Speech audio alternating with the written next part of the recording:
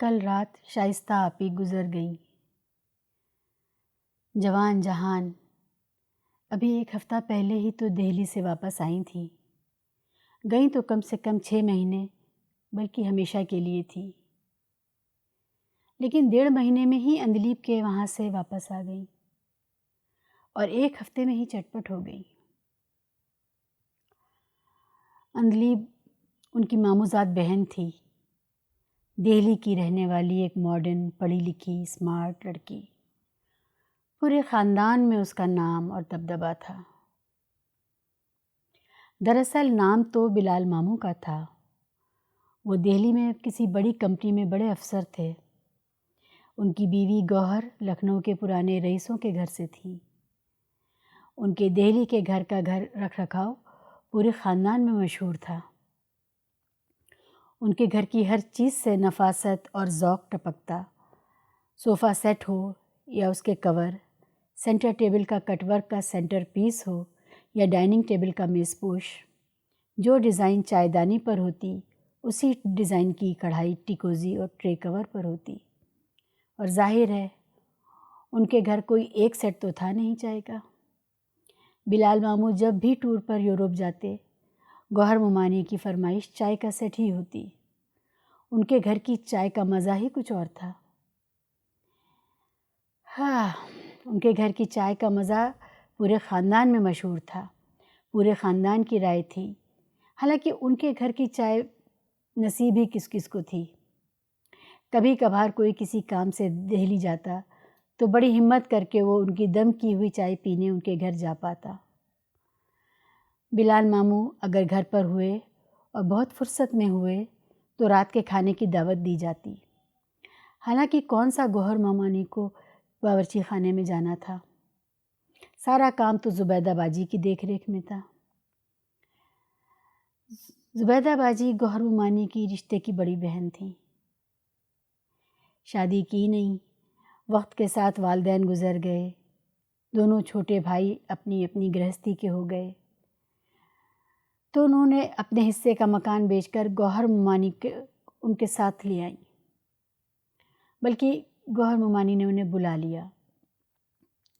اندلیب کی پیدائش کے وقت انہیں بلایا گیا تھا، پھر وہ کبھی واپس نہیں گئیں۔ اندلیب کی پرورش انہی کے ہاتھوں ہوئی۔ زبیدہ باجی نے اپنے اندر کی ساری ممتا، سارا پیار، سارا ارمان اندلیب کی نظر کر دیا، اور ان کا تھا ہی کون؟ چھوٹے بھائیوں کے بچوں کے لیے تو وہ تقریباً اجنبی تھی۔ رشتہ دار تو زبیدہ باجی کو اندلیب کی دھائی اماں کہتے، اور وہ اس عزت افزائی سے پھول ہی نہیں سماتی۔ اندلیب تھی بھی بہت پیاری، بہت خوبصورت تو نہیں تھی لیکن قبول صورت تھی۔ چہرے پر نمک تھا اور گوہر ممانی کی گرومنگ تھی۔ ان کے ادا اور نزاکت کے، ان کی ہر جنبش کے چرچے خاندان بھر میں تھے۔ پھر کانوینٹ کی پڑھائی، جیسی تیسی انگریزی تو خاندان کے دوسرے بچے بھی بولتے تھے، لیکن اندلیب جب بولتی تو لگتا کوئی انگریز بھی کیا بولے گا۔ یہ بھی گوہر ممانی کی ٹریننگ تھی۔ اپنی اکلوتی بچی پر انہوں نے بے پناہ محنت کی تھی۔ پرانے لکھنؤ اور بارہ بنکی کے رشتہ داروں سے اسے کچھ دور ہی رکھا گیا تھا۔ ظاہر ہے اس کے لائق لڑکے اس خاندان میں تو تھے نہیں، اس لیے خاندان کی وقتاً فوقتاً تقریبوں میں 2-2.5 دن کے لیے اندلیب شہزادیوں کی طرح پہنچتی تھیں، اپنی ہر چیز پر اتراتی، دوسروں کی ہر چیز پر ایسے بے دلی سے نظر ڈالتی کہ پہننے والا خود سمجھ لے کہ اس کی کیا وقت ہے ان کی نگاہ میں۔ اس کے باوجود اندلیب سامنے والے کی آؤٹ آف کرٹسی تعریف ضرور کرتی، اس سے ان کے آداب کے چرچے اور بڑھ جاتے۔ مگر شائستہ آپی کی شادی میں تو اندلیب مانجھے سے ہی آ گئی تھی۔ یہ اپنے آپ میں بڑی بات تھی، کیونکہ انہوں نے خاندان کی کسی شادی کے لیے 1 ہفتے کا وقت پہلی بار نکالا تھا۔ اصل میں ان کے BA کا امتحان ہو چکا تھا اور چھٹیاں تھیں، تو گوہر ممانی نے اس شادی میں زبیدہ باجی کے ساتھ بھیج دیا۔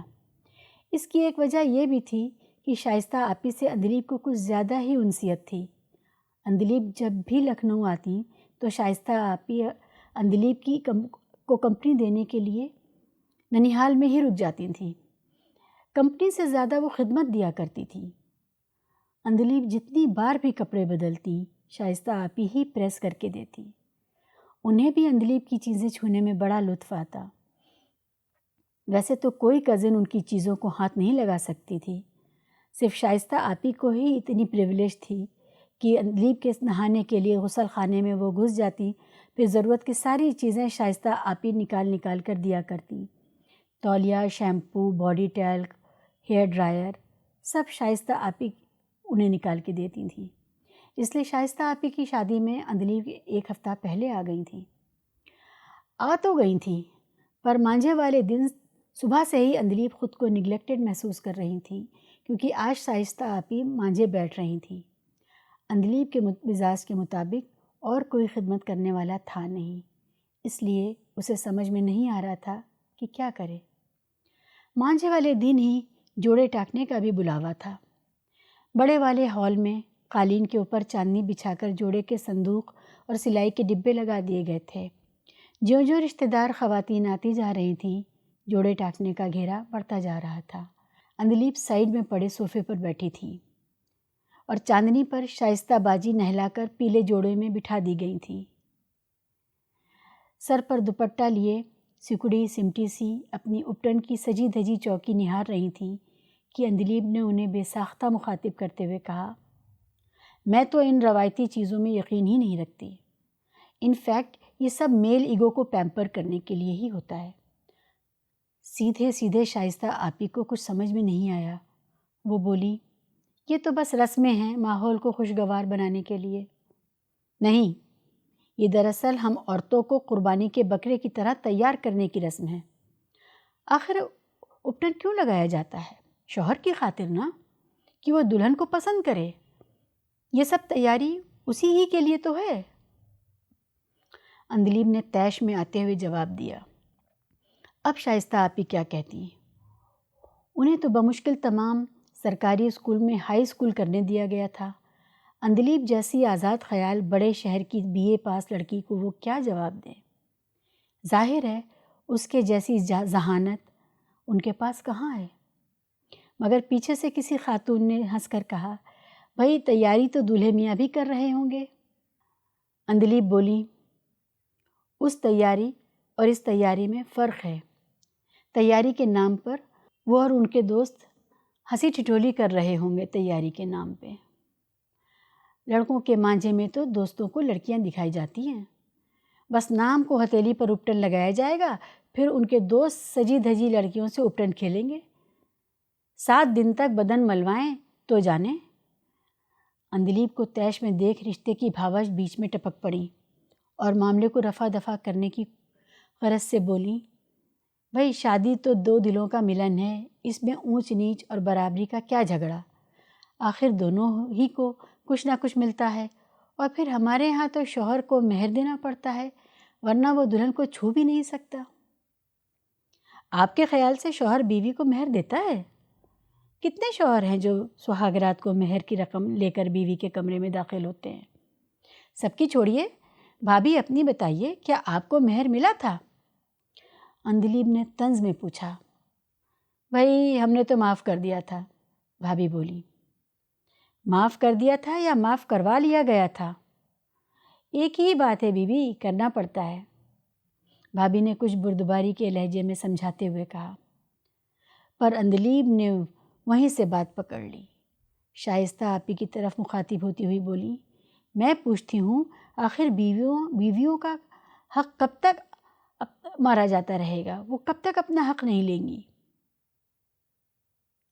جو حق مذہب نے دیا ہے وہ انہیں وقت پر کیوں نہیں ملتا؟ آخر شوہر کو جنازے پر کب تک مہر معاف ہوتا رہے گا؟ عورت جب تک آگے بڑھ کر اپنا حق نہیں مانگے گی، اس کا حق مارا جاتا رہے گا۔ میں تو مہر معاف کرنے کے سخت خلاف ہوں۔ جب تک مہر نہ ادا کیا جائے تب تک میں تو پاس نہ پھٹکنے دوں شوہر کو۔ یہ کیسا دوغلاپن ہے کہ حق تو ہے پر ملے گا نہیں۔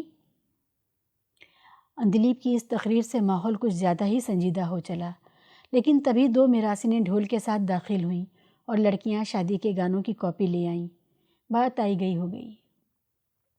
دوسرے دن جب صبح صبح ناون اپٹن ملنے آئی تو شائستہ کے ساتھ ساتھ اندلیب کی بھی آنکھ کھل گئی۔ شائستہ کو اب دیر تک سونے کی اجازت تھی کیونکہ اسے اب کوئی کام تو چھونا نہیں تھا، اب تو وہ 1 ہفتے کی مہمان تھی۔ ناون جب اپٹن مل چکی تو دروازہ کھولا گیا۔ اندلیب مارننگ ٹی یا صبح کی چائے پی کر کمرہ کھلنے کا انتظار کر رہی تھیں اور خاصی چڑچڑی ہو رہی تھیں۔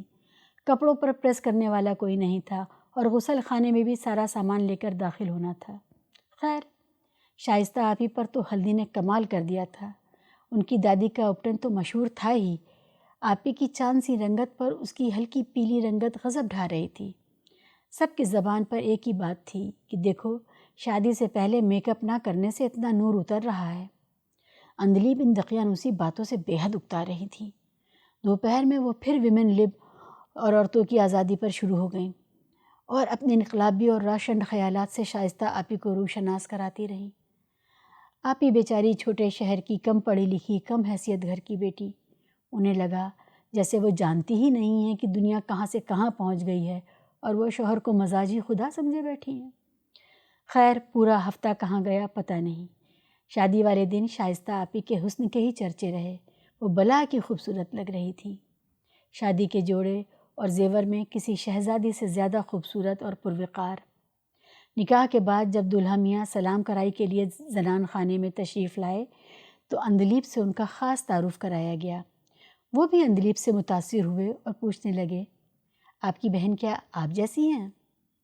اندلیب نے شوخی سے جواب دیا، جناب ہم تو ان کے آگے ستارے ہیں، وہ تو 14ویں کا چاند ہیں۔ دولہا میاں کی بانچیں کھل گئیں۔ آس پاس کھڑے دوست جو دراصل جوتے پر نظر رکھنے آئے تھے کہ کہیں جوتا نہ چوری ہو جائے، یہ سن کر ہوٹ کرنے لگے۔ بارات ساتھ خیریت کی رخصت ہوئی اور لڑکیاں دوسرے دن ولیمے کی دعوت میں جانے کی تیاریوں میں جٹ گئیں۔ ولیمہ دوسرے دن ہی تھا اور تیسرے دن اندلیب کو دلی واپس جانا تھا۔ ولیمے میں جب سب کزنز دولہا سے ملنے مردانے میں گئیں تو انہیں کچھ اکھڑا ہوا سا پایا۔ ادھر آپی بھی افسردہ لگ رہی تھی، حالانکہ زیور، جوڑا، میک اپ کل سے زیادہ بھاری تھا، پر چہرہ کچھ اور کہانی کہہ رہا تھا۔ اندلیب نے کچھ چٹکی لیتے ہوئے کہا، کہیے جناب، ہمارے چاند کے جمال کا تاب نہیں لا سکے شاید؟ دولہا نے تڑ سے جواب دیا، آپ کی بہن چاند تو ہیں لیکن داغ والا۔ مطلب آپ انہی سے پوچھیے گا۔ اس محفل میں اس سے زیادہ بات کرنے کی گنجائش نہیں تھی۔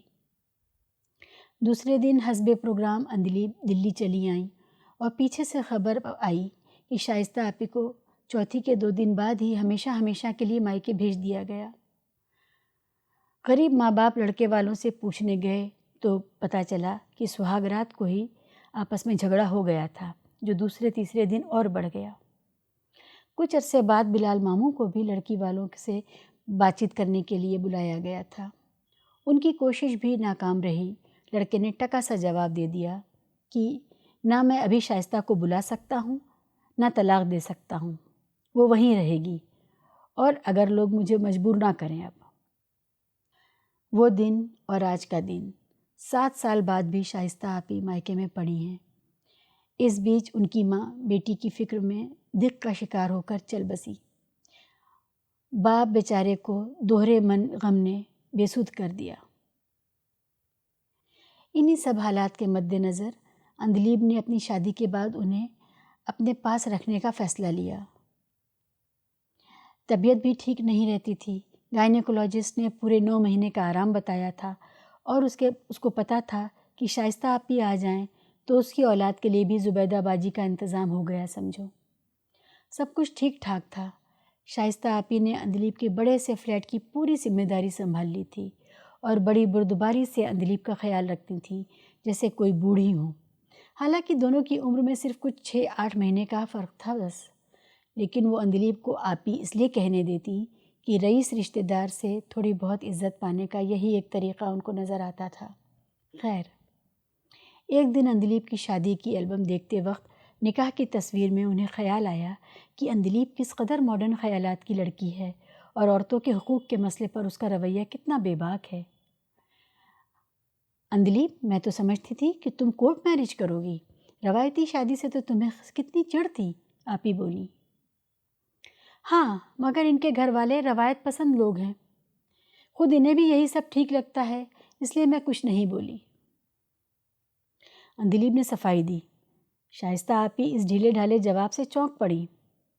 تم نے اپنے مہر کا کیا کیا؟ زیور خریدے کہ فکس ڈپازٹ کروایا؟ اجی ہاں، اسی وقت معاف کروا لیا تھا، تب سے آج تک جناب نے ذکر بھی نہیں کیا، اب کون ماحول خراب کرے اس لیے۔ اندلیب بول رہی تھی مگر شائستہ آپی کو کچھ سنائی نہیں دے رہا تھا۔ انہیں اپنی سہاگرات میں شوہر سے مہر کی مانگ پر ہوئی لڑائی یاد آ گئی۔ وہ کیسے دور چھٹک کر کھڑی ہو گئی تھیں اور میاں لاکھ سمجھانے کی کوشش کر رہے تھے۔ اس ایک ضد نے ان کی زندگی کو اس دھارے پر موڑ دیا تھا کہ وہ اندلیب کے گھر میں آیا بن کر رہ رہی تھیں۔ اگلے دن ہی وہ ضد کر کے واپس اپنے والد کے گھر آ گئی۔ کہتے ہیں انہیں کل رات دل کا دورہ پڑا تھا۔